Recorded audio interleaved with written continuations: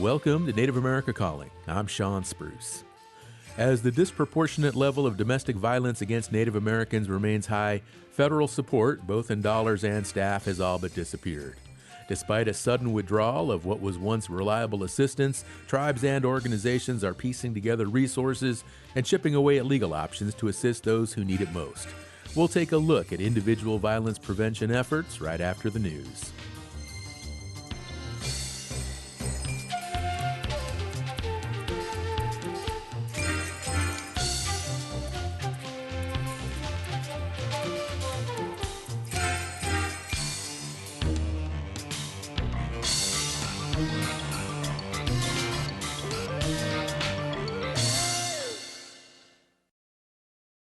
This is National Native News. I'm Antonia Gonzalez. The Spirit Lake Tribal Council in North Dakota has declared a state of emergency as the federal government shutdown continues. The council declared the emergency this week in response to potential impacts on essential federal programs, including food and heating assistance. If the shutdown continues past October 31st, benefits from the Supplemental Nutrition Assistance Program, or SNAP, may be paused starting November 1st. According to a press release, the Spirit Lake Tribe's food distribution program has already seen an increase in families seeking assistance since the start of the fiscal year. The tribe's also concerned about the uncertainty of other programs, including the Women, Infants, and Children, or WIC, and the Temporary Assistance for Needy Families, or TANF. The tribe's preparing and is encouraging residents to stay up to date on the latest information and contact local resources. President Donald Trump Wednesday approved a request for a federal disaster declaration for the recent devastation caused by the remnants of a typhoon in western Alaska. It wreaked havoc on some of Alaska's most remote communities in the Yukon-Kuskokwim Delta. According to Alaska's congressional delegation, Trump also announced an initial $25 million in disaster relief funding to cover initial recovery expenses as the state conducts damage and cost assessments, which will result in further federal relief funds. The declaration enables agencies, including the Federal Emergency Management Agency and the Department of Homeland Security, to deploy additional resources to support recovery and rebuilding efforts. An Arizona tribe is starting to poll its community members about a name change that could shorten or lengthen its name. KJZZ's Gabriel Pietrozio has more. The Saw River Pima Maricopa Indian community is giving its 11,000 members at least 7 options to choose from. Write-in option. Do you have a name you would like to see that is not an option listed?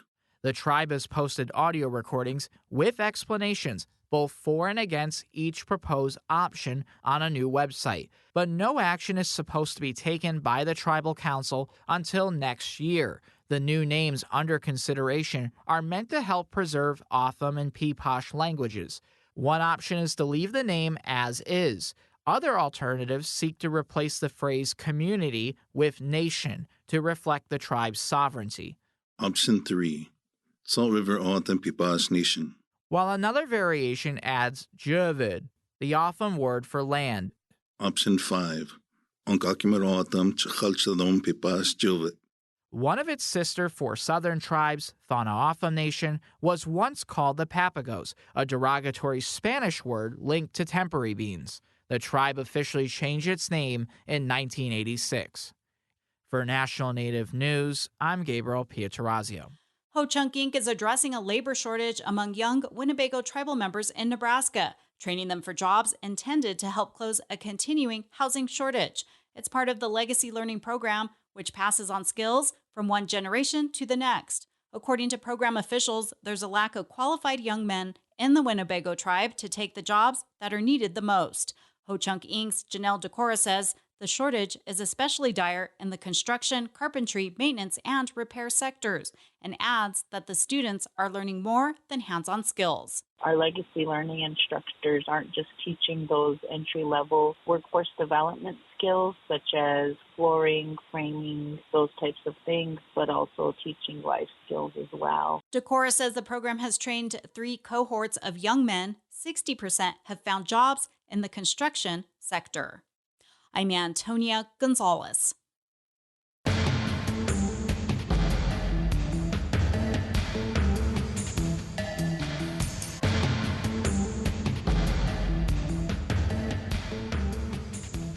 National Native News is produced by Kawanak Broadcast Corporation with funding by the Corporation for Public Broadcasting. Support for law and justice-related programming provided by Hobbs, Strauss, Dean & Walker, LLP, a national law firm dedicated to promoting and defending tribal rights for over 40 years. More information available at hobbsstrauss.com. Support by Sonosky Chambers Law, championing tribal sovereignty and Native American rights since 1976. From opioids litigation to treaty rights to tribal self-governance. With offices in Washington, D.C., New Mexico, California, and Alaska. Sonosky Chambers Law.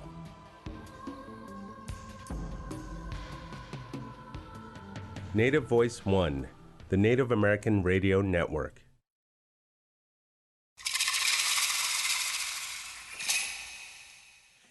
This is Native America Calling. I'm Sean Spruce. People who work every day to help domestic violence survivors are coping with a new reality. The need for housing, case management, and legal help is constant, and in some cases increasing. But billions of dollars in federal money that once supported domestic violence programs nationwide are now gone, putting a financial burden on city, state, and philanthropic sources.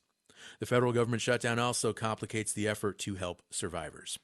Today we'll find out how Native advocacy organizations are working for survivors of domestic violence in this new political environment. And later in the hour, we'll remember Sharon Asatoyer, a strong voice for Native women's health and justice. She walked on in September. As always, listeners, you can join our conversation today by calling 1-800-996-2848. We've got the phone lines open. We're waiting for your call. 1-800-99-NATIVE. Joining us now from the Wisconsin Dells is Desiree Tody. She is the Ashland and Bayfield County Outreach Program Coordinator for the Center Against Sexual and Domestic Abuse. She's a member of the Red Cliff Band of Ojibwe. Desiree, hello. Welcome to Native America Calling. Joining us. Great to have you on the show, Desiree. Thank you. Joining us from Marquette, Michigan is Caroline Laporte. She's a staff attorney with the Indian Law Resource Center and associate judge for the Little River Band of Odawa Indians. She's also an immediate descendant of the Little River Band of Odawa Indians. Caroline, hello, and welcome to Native America Calling to you too. Bonjour, thank you for having me. Bonjour. Joining us from Auburn, California is Michelle Sanchez Higginbotham. She is the project specialist for the Rising Together program at the California Consortium for Urban Indian Health. She is Yaqui and Nitsitapi, and she is on the show today. Good morning, Michelle. Welcome. Good morning. I know my last name is a handful. Great to have you on the show. And we have two more guests on the show who are both in Lake Andes, South Dakota. Ronnie Fisher is the director of the Women's Lodge, a violence prevention program of the Native American Community Board. She is Yankton Sioux. Ronnie, hello and welcome. Hello, thanks for having me. And Gail Hubling is the temporary administrative director for the Native American Community Board. She is also Yankton Sioux. Gail, hello and welcome to the show. Good morning. It's glad to be here. Thank you. It's great to have all of you on the show. And Desiree, I want to begin with you because among federal funding cuts this year was support for domestic violence programs like yours. What is the status of those cuts now? So our organization in particular took some huge cuts with the loss of VOCA funding. So what that meant for us is reducing staff and programming. So we lost our outreach program for clients who left shelter. They can have continued services. We lost that program. We also lost one of our staff attorneys and legal advocate. So we are down to one attorney, and that shifted the responsibility for like restraining orders onto other advocacy programs. We also lost our campus outreach. So we had a sexual assault advocate specifically for our local college campus, and we lost that program as well. All right, this sounds like just a huge loss of support staff here and capacity. What are you having to do now to keep your programs functioning? Well, we just have to wear more hats. So that it shifted that responsibility for filing. We had a staff attorney that did restraining orders all day, every day. So now that responsibility shifted onto other staff. For me, having two tribes in my jurisdiction, that gives me the ability to speak for my clients in a way that I can't in county court. So it's a much bigger responsibility. It takes up a lot much more of our time. We don't have that added resources, an attorney that we can pull in on these matters. So it really stretches us thin. Now, what about tribal and local government resources? Are they available? And if so, can they help offset some of these cuts? To an extent, I mean, they're very small tribes up there. Bad River and Red Cliff are very small tribes. So they have very small advocacy centers. I mean, there was a local cut too as well in our Red Cliff law enforcement. So we lost the on-call advocate for that kind of associated with our police department. So, I mean, that was another service person that we lost, and somebody who had the ability to show up unseen, when there was a call and could be right there. And then when I'd hand that person off to me in a good way. So we're just seeing people cut left and right, and our programs becoming smaller and smaller, our resources becoming thinner and thinner. So, Desiree, what happens now? I mean, you're still getting calls for help from survivors. Are you able to assist everyone who needs assistance? I try. We all try. We do the best that we can. Our legal resources are so dire. I mean, there's cuts to Judicare. There's a lack of funding, lack of attorneys willing to take on these cases that are, these low-income families, especially in tribal court. There's such a small amount of people who've passed our bar and are able to represent people in tribal court. And what that means is I spend such a large amount of time coaching domestic violence victims how to face their abusers and to, face non-custodial parents in court and to represent themselves. Have you faced funding cuts like this in the past? In various organizations, yes. I mean, it always ebbs and flows. It always comes and goes, but this is different. It almost feels more targeted. I feel like more of our resources are getting pulled away in a more, targeted manner. Now, this legal process that survivors need to be able to navigate, you don't have the legal support that you mentioned earlier. What's the landscape like now? I mean, is it possible that some of these cases will just be dropped, or there's no support to move any of this legal process forward? What's going on? Well, often these families have two facets, right? They usually have a family court case, and also have a restraining order criminal case. A lot of them, they go hand in hand. So what we're seeing on the criminal side is lack of funding in other federal resources than just our county courthouses, for instance, and a lack of money for public defenders or attorneys willing to be public defenders. So we see our criminal cases getting backlogged and backlogged and backlogged. I see violations or assaults happening and it being 6 to 8 months before they even have an arraignment or an initial appearance. So that victim is going half a year before the process even starts. So, I mean, people give up. They do. Mm-hmm. What about some promising innovations? What are some bright spots, some highlights that you can point to that you're excited about or optimistic that will pay off for survivors? So I think right now technology is a great resource that we can pull in. I encourage advocates to learn everything you can about the current advances in technology. It's, using AI or ChatGPT or other resources, call-in resources to help you. I mean, all of that information is at your fingertips. So if you do enough research, if you do enough due diligence, I think versus what it was 10 years ago for a client with no legal background and little education to be able to represent themselves in a qualified way, there are resources out there now that you can tap into that just didn't exist 10 years ago when I was doing this work. Desiree, the Department of Justice has removed access to research about Native American domestic violence from their website. That information is available elsewhere, but what message do you take from that action? Again, it feels targeted. I think there's this whitewashing and this erasure of our history that is happening everywhere. And one of the first steps I made in our organization is we need to make sure this information is available to our marginalized communities, whether that's LGBTQ or Native American. So what we actually did is designed individual pamphlets of like what's been taken down. Okay, information about healthcare access, information about legal resources, information about Native-specific suicide hotlines. And we've created individual pamphlets with the information for these communities. And when we're tabling or going out in the community, we're making sure that we're dropping these resources in places where these communities can find them because they can't just look it up online anymore. All right. Desiree, thank you for kicking off our conversation. I want to bring Caroline Laporte into the dialogue now. Caroline, you manage a program. It's called Strong Women, Strong Nations. What are the priorities for this effort? Yeah, so Safe Women, Strong Nations at the Indian Law Resource Center is a long-standing effort that the Resource Center itself has been committed to that primarily does federal legislative reform and work at human rights forums, so at the UN or at the Organization of American States, for example. What's really great about that is that sometimes, right, during different administrations or different periods of time, our advocacy approach has to either change or be a little bit more multifaceted. And so by really what the Indian Law Resource Center does is creates this a lane for advocates, a lane for tribal programs, a lane for tribes themselves to access like the UN Nations Permanent Forum on Indigenous Issues, for example, as another advocacy space to elevate concerns that are going on. Well, tell us more about how you work with tribes and any type of jurisdictional hurdles that survivors have to deal with.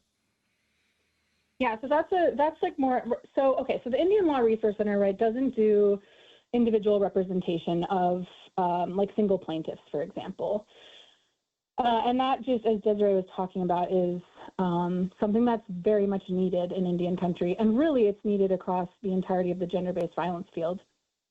What we would do at the Indian Law Resource Center primarily is focus on helping tribes who wanted to implement, say, the Violence Against Women Act 2013 or 2022 provisions, where they could prosecute non-Indians for crimes against Native individuals that occur on their reservations. That is something that we would work with the tribe to do. So that's more around legal capacity building for tribes to exercise self-determination and self-government, to its fullest extent, to protect their people. All right. Thank you, Caroline. We're going to take a short break. We're going to come back. We'll talk more with Caroline and our other guests. And we do have the phone lines open for any listeners who would like to join the conversation now. We're talking about efforts to combat domestic violence in Native communities, tribes, Native-led nonprofits, other types of organizations, rural communities, reservation communities, urban communities as well. And of course, we have listeners who tune in every day who represent all these different communities. And we'd like to hear from some of you today. Chime in on the conversation. Maybe you're dialed in. Maybe you work in a domestic violence program yourself. You can add some insights to our conversation today. Just give us a call, 1-800-996-2848.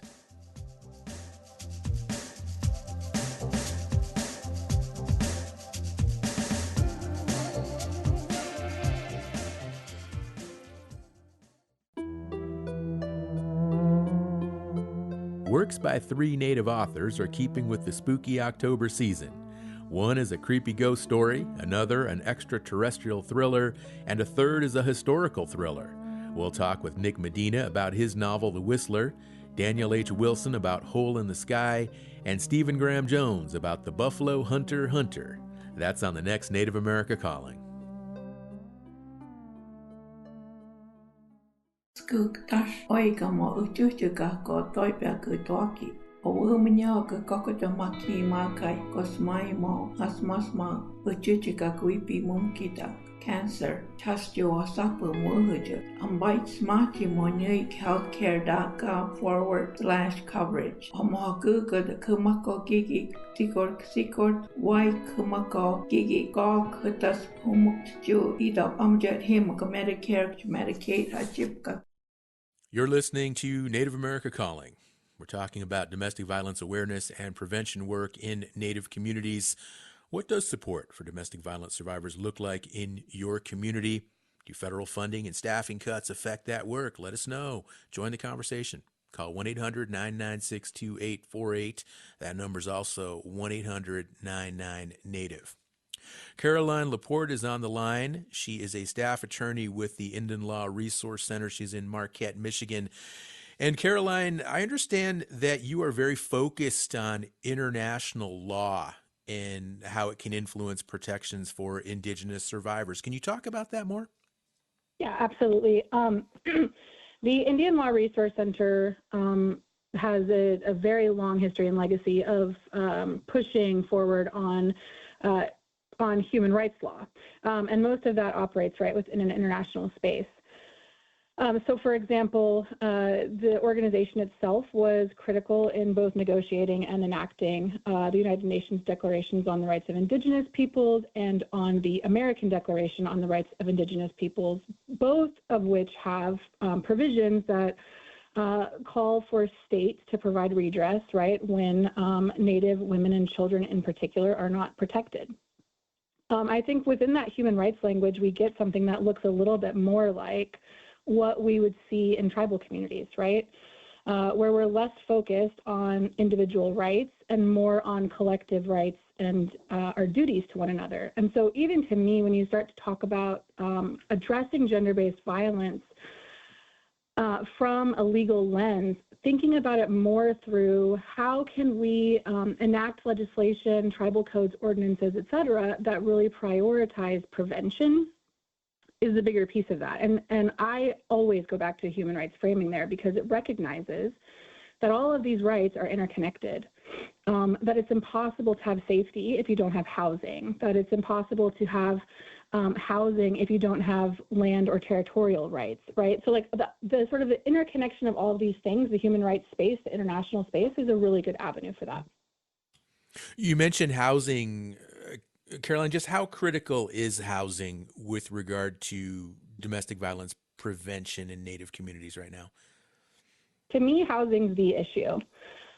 It's oftentimes, I would say if you were to ask any of the advocates that were on the phone right now, probably one of their biggest challenge, in addition to trying to have legal representation for the survivors that they work with, it's the inability or their inability to be able to find survivors safe, affordable, consistent housing, or even just shelter or transitional housing. When you don't have a safe place to belong, that's really a root cause for heightened risk of violence in your life. It's a lot of the reasons that people will return to their abuser. And oftentimes we will talk about this as a choice people are making, but to me, that's an illusion of choice.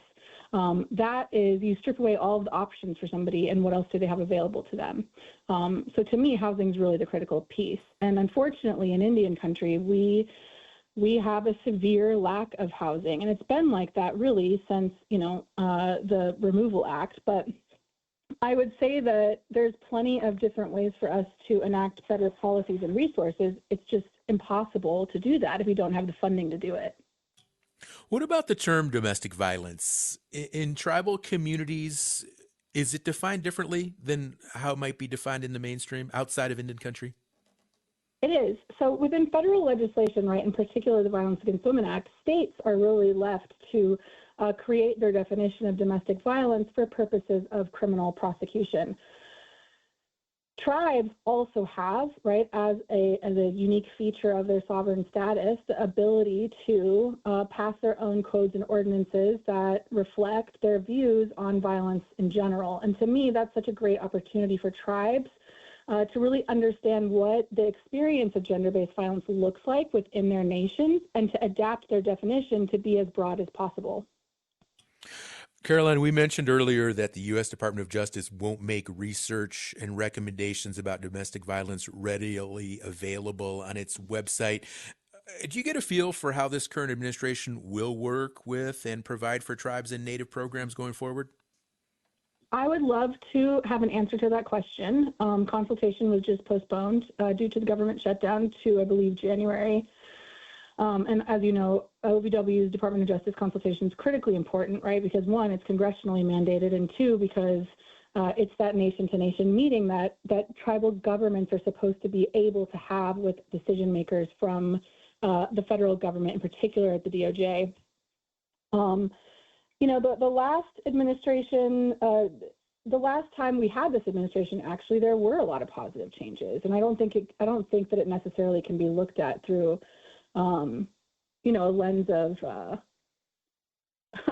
terror. But I do think that this like semi-targeted, focus of removing resources, et cetera, does feel a little different. And I think it's okay to acknowledge that and talk about it. But then I think what we have to do is we have to transition into recognizing that we have our own solutions to these issues.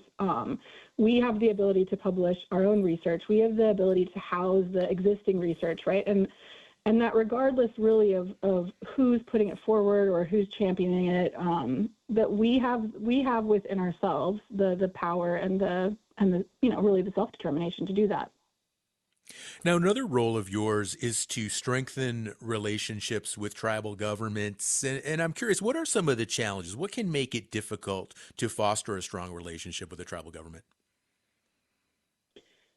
Between the federal government and the tribes, right, the historical issue is always going to be longstanding trust and resulting, right, from state and political violence that's occurred on tribal land over the course of United States history. At the Indian Law Resource Center, I think our biggest challenge is the fact that we're small, right? So as a law and policy shop that's been in existence for a really long time and has done really some incredible work. I'm to be honest with you, super excited to be working here. But I think for us, the big challenge is that as a small shop, right, how do you ensure that you are able to capture or adequately address the needs of a varied group of tribal nations that exist into the 574 federally recognized tribes? Mm-hmm. There's just there's a numbers issue there, right? I think the other issue is that Indian country isn't a monolith. Not everybody views issues in each tribal nation in the same way, right? And so part of the challenge of our work is the recognition first that we work from a sovereignty angle, and that we prioritize self-determination and self-government as really being number one. And what that means is that then, right, that relationship is built on really whatever the tribe itself believes is in its, it is in the best interest of its people, right? And so that's really our challenge, is sort of getting to those pieces. But to me, it's the numbers of it. All right, thank you, Caroline. Let's go to the phones. We have Venetia, who is listening in Alaska on KNBA Radio. Good morning, Venetia. How you doing? You're on the air. Good morning. Oh, it's a beautiful one up here today. I'm running from a monster. Just they're everywhere. This one was my landlord. The last one was a manager. I don't have relationships with these people, but I abandoned everything. I've been living in off grid since 2005, and I found this place to live. I abandoned everything. Left my trailer. Just to get away from the last monster. I'm afraid to live in an apartment. I'm afraid to live in one spot. So me and my dog were living in my truck, a truck that he disabled. I'm being helped greatly by the Native community, Kanaitsi. It's just unsafe out there for me. And we're living in my truck. I can move every 10 hours or so. I can't even fill out an application. It causes so much anxiety that I'm going to get stuck next to another monster. And these gals out here, these people that are helping us, they're doing everything they can. But without footage, we're sunk. All right. So, okay, that's all I wanted to say. Thank you for the show today. Okay, Venetia, you take care of yourself, okay? We're thinking about you. Thanks for calling in. I want to bring Michelle Sanchez Higginbotham into our conversation now. She is the project specialist for the Rising Together program at the California Consortium for Urban Indian Health. And Michelle, Rising Together, this program has an urban origin. Tell us about the report that led to its creation. So we started off at Sikui with the Red Woman Rising campaign, which was a gathering of information from our urban Indian communities throughout the state of California. We have 10 urban Indian facilities in the state that are under our umbrella. And so we went out to community and asked for survivors advocates to come out and have this discussion with us on what was actually needed by community. And so that report culminated in the information that there's limited resources for urban Indian populations, the impact of historical trauma and systemic racism that happens within our communities, the need for culturally responsive care within our communities, either at our urban Indian health programs or outside of our urban Indian health programs. And that's also including through like our court systems, our social services networks, and then the lack of accountability through the justice system for abusers, and the need for stable funding for our urban Indian health programs, because that's really where our Native communities in the state, congregate. We have, through our urban Indian health programming, we have cultural programming, we have spiritual healers, we have, medical, dental, all of that too. So, so it really is a hub for our Native communities that are very dynamic in our urban areas. Yeah. So that Michelle, was our Red Diamond Writing Report. Sure. Yeah. Thanks so much for that insight. Being an advocate for domestic violence survivors, is it different working in urban areas as opposed to reservation communities? I think the difference is when we're working with our rancherias here in California, there's very specific cultural ties to community, where when we're working with our urban communities, the cultural ties are vastly different, right? Because of removal from reservations, and the push of Native communities into the urban areas like Los Angeles and San Francisco and Oakland. We have tribes that are represented from all over, Canada, the United States, and Mexico. And so that's where it's different, but the needs are very similar. The needs for our community to have culturally responsive care is still very important for our community. So, yeah. Michelle, we heard from the caller, Venetia, a moment ago in Alaska, and she said she doesn't feel safe seeking housing. And we heard from Caroline express how important housing is in situations like that. Is this a typical hurdle for the survivors that you work with? Oh, absolutely. I'm currently working with a family who was able to get their niece removed from a very, very abusive situation. And housing is the number one issue. I agree that if our survivors do not have a safe place to go, then they will return back to their abuser, because it's a safe place for them to, well, not safe, but it's a place for them to be. And so I think that's where we as community can really step in. And that is just to support our DV survivors in providing them a safe place to be. I know for my friend's niece, she's feeling as though she's a burden right now. And we're trying to explain to her that she is not a burden, even with her children there in the home, that they're safe currently where they're at. And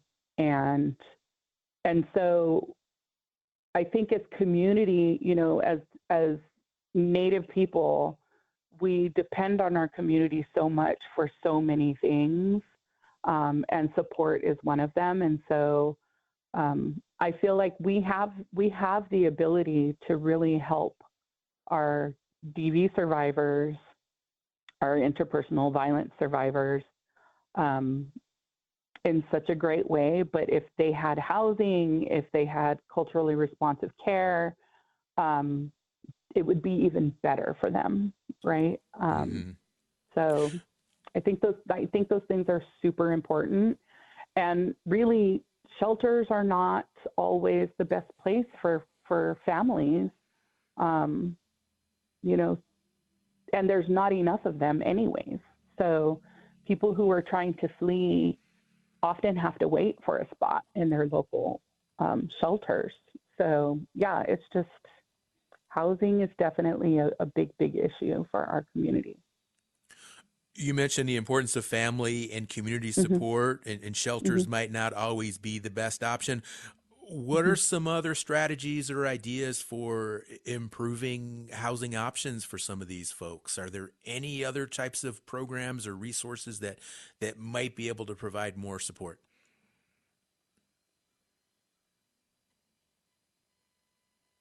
I'm pausing, and I know that's not a good thing to do on radio. I would say here in California, reaching out to the local urban Indian programming is super important because they have support systems that are set up and set in place. Working with local organizations to help find the supports that they need. So if you're in a DV situation, you know, a lot of our urban Indian health organizations in the state of California have already developed relationships with DV support services, legal support services, and things like that. So when you disclose violence within the home, it should open up a whole package of services for community members to access. And so that's really where our UIOs, our urban Indian health centers, really thrive in supporting community. But not only that, that also dials in our community members who are DV survivors into those cultural services and those cultural supports that help them to heal. All right, 1-800-996-2848. That is the number if you would like to join today's conversation. Give us a call. Stay with us. We'll be right back after this short break.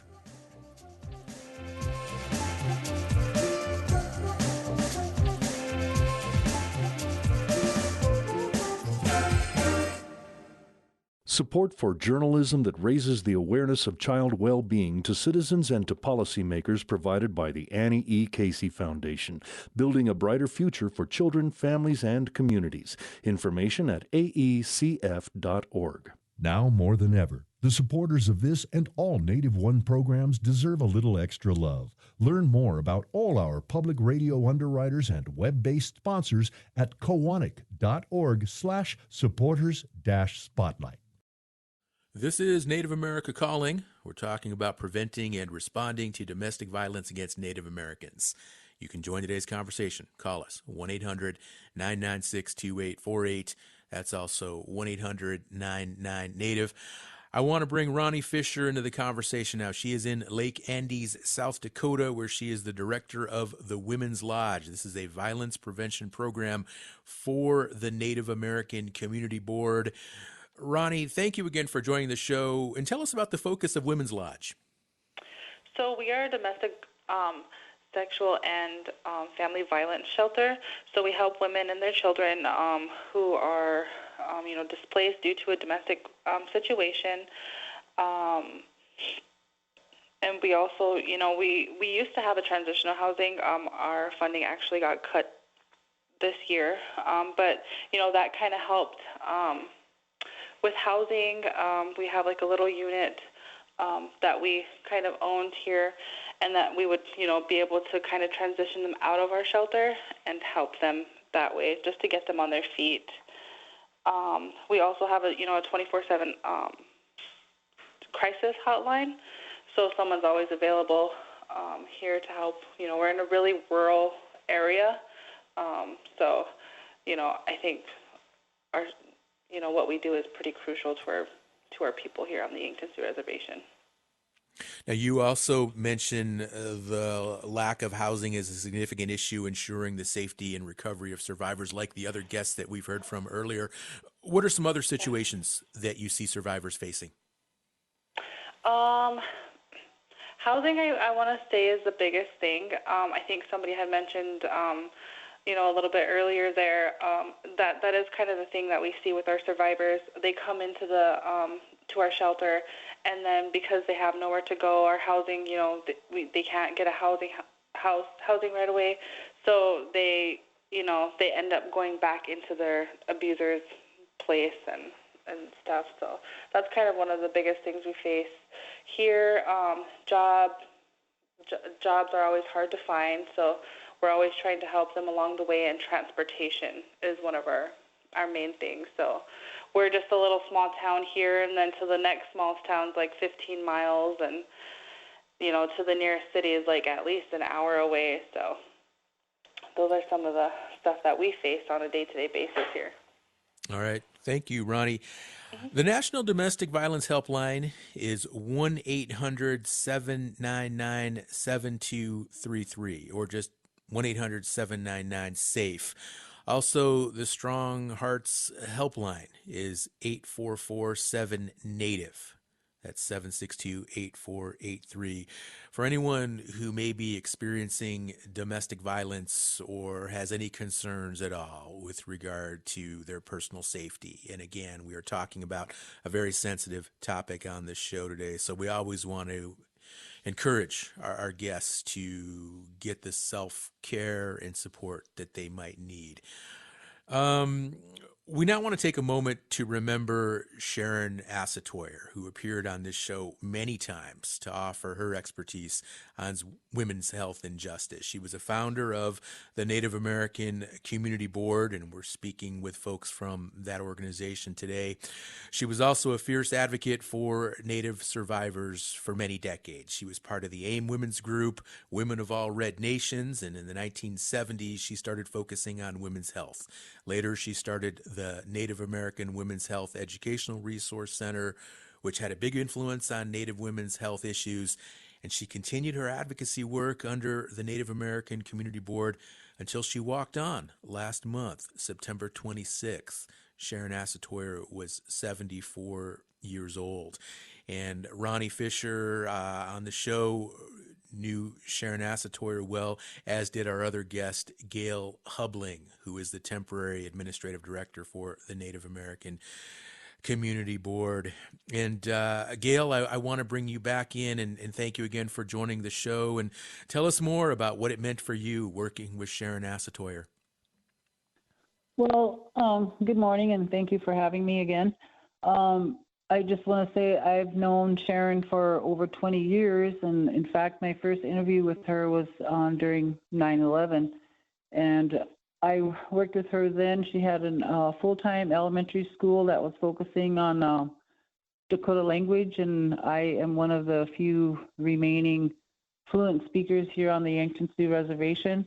And that full-time school actually became a summer Dakota language immersion program.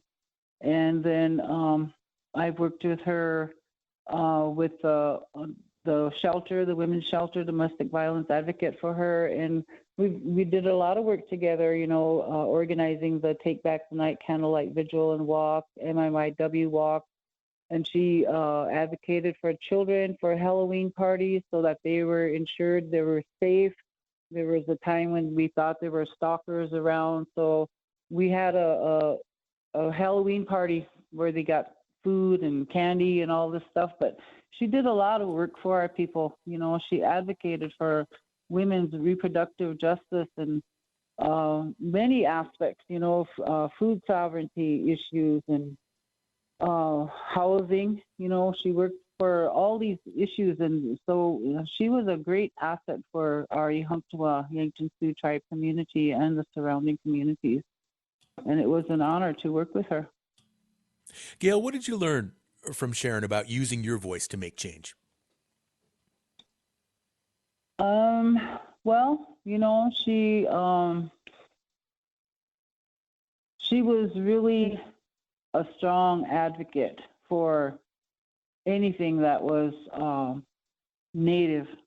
That when there were things that were not right in the legal world, she made sure she did the research and made sure our voices were heard. She had our KDKO radio as well.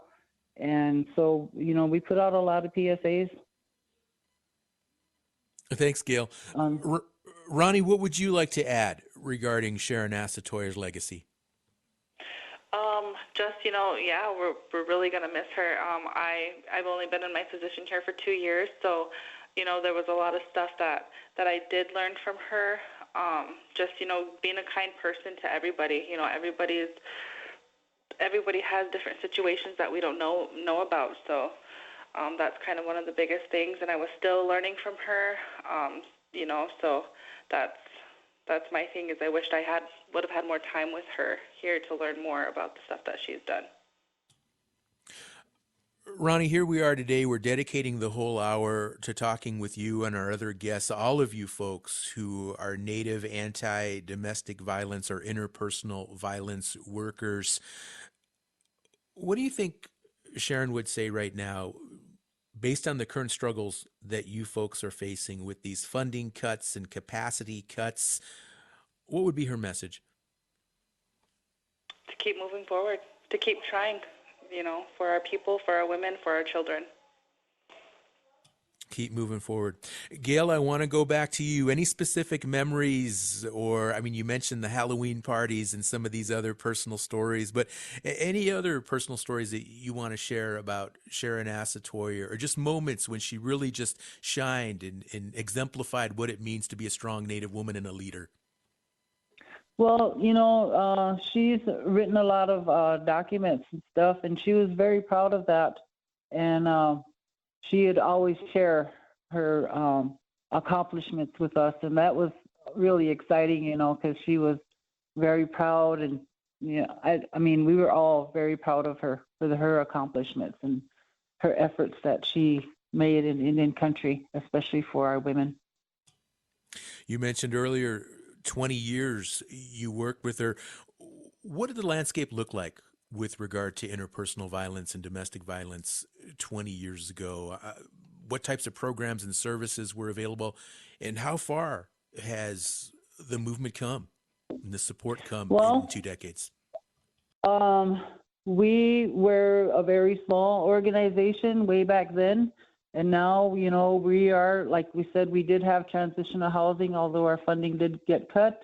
But we are providing more resources. We're bringing that awareness about domestic violence to the public so, that people are aware. And we're contacting our local law enforcement and getting everybody involved, the court system, the tribe, everybody. So we're bringing awareness to the people. All right. That we are here. Thanks, Gail. Ronnie, what led you to this type of work? What motivated? What inspires you to get up every day and go to the office and do the advocacy work that you do? Like I tell a lot of people, so my mother-in-law, she was the late director here. She dealt with it for a lot of years. I think I wouldn't even know, maybe 15, 20 years that she was kind of the director. So I was kind of already there. And then my mother, who is Gail Hubling, she was actually, an advocate and stuff too. So it was just kind of, I just admired them that they were always right there to help them, putting them in sticky situations where, law enforcement had to be called just to go rescue some of our women that needed help out. So when the position came open, I applied, and Sharon, took a chance on me, and so it's nice, just seeing the women that I really looked up to, my mother, my mother-in-law. So I wanted to kind of continue their work as well. Well, it sounds like you've been involved then with this work for a very young age, even maybe not even working in the capacity you do now, but just with your mother and just being exposed to all these issues. It must be really hard for all of you folks, just emotionally, the toll it takes. How do you take care of yourself and make sure that you have the needs that are required for you just to stay healthy and stay engaged? Definitely take mental health days. Those are kind of a necessity thing that we do. We will go, I think me and Gail this past summer, we would just go, pick some sage, just go, our wild berries, like just, do a day of something that's, it's good that we can utilize at our shelter. And, that was got away from the office for a little bit, even if it was just for, a couple of hours, that was always something that needed to happen, especially after, some stressful situations that we have been in the past. So, Gail, when you hire someone and you look at an application, somebody who is interested in doing this type of work, what are you looking for? What types of skills, what types of experiences are you most focused on? We look for, well, of course, we have to have some of the education, but mainly people that have social skills, people that are have that compassion and understand the intricate details of what's all involved in sexual assault and domestic violence. And because you have to be a pretty strong person emotionally to handle some of these situations. So you really need to look at character, education, and what your dedication is for and what your passion is for this kind of work. Thank you, Gail. And Ronnie, back to you as we begin to wind down the show. How do you think the work that Sharon Asatoyer did will carry on now through what you do and other people who work with your program as well? Just continuing. I mean, it's a small community, so everybody knows. This is kind of Sharon's legacy here, and we just have to do the best that we can to uphold that image of her for her. All of her hard work that she has done to bring it here, because without her and the resources that we have, we wouldn't have anything here. So that's kind of like a good thing, to look forward to. Like, we're going to continue this for her and, make sure that it keeps going for her. One of the topics that came through when Sharon Asatoyer would come on our show, the conversations we had, was her passion for providing culturally informed care for survivors. And Gail, 20 years ago, were those conversations taking place? And if so, or if not, how have they improved since the time that she started her work, Sharon Asatoyer? I think when it first started, of course, Clarence, her husband, Clarence, which is my uncle, he was involved. So those topics were discussed. And I said, I mentioned there was the Dakota Language School and all that. So we did always have kind of the culture and language involved in all of this work. But, we try to incorporate it into the shelter whenever we have people come in. We talk about their spirituality and stuff. And if they want to have the sage or anything to go to sweats or anything like that. And so we offer that to help them, if they need to. And they do, a lot of them, they really appreciate that. It's wonderful to hear. Ronnie and Gail, thank you again for joining the show today. And of course, paying tribute to the late Sharon Asatoyer, but also talking more about Women's Lodge and the great work that you folks do up there in Lake Andes, South Dakota, and those surrounding communities there on the Yankton Sioux Reservation. I know that part of the country fairly well. I've been there a few times, so it's wonderful to have you both on the show, along with all of our guests who joined the conversation. And again, we had Desiree Tody on the show, Caroline Laporte, Michelle Sanchez Higginbotham, and of course, Ronnie Fisher and Gail Hubling. And with that, we are out of time, so we're going to have to wrap up our conversation for today. But again, the National Domestic Violence Helpline, 800-799-SAFE. 800-799-SAFE if you need someone to talk to. And please join us again tomorrow. We'll have a conversation with authors Nick Medina and Daniel H. Wilson about their new spooky books, and that'll be just in time for Halloween. So I hope you'll be able to tune in. I'm Sean Spruce. You've been listening to the one, the only Native America Calling. Every family caregiver could use help finding the necessary resources to care for their loved one. The AARP Family Caregiver Resource Guide helps family caregivers access key programs, services, and agencies in their communities. A copy of the guide is available by calling 877-333-5885 or online at aarp.org/caregiver resources. AARP supports this show. Agai yedelo husk al stelt al sintot aleni daasti. Tatlano hetani yavya yelanu danadega uksest adanelaski adel kwasti ganadi adahesk agolies de jasuyes de yuste to dolce hai. You go to dula to delo hohiste na healthcare.gov/coverage alle 1-800-318-2596. He agets no sa Medicare alla Medicaid una dalgai.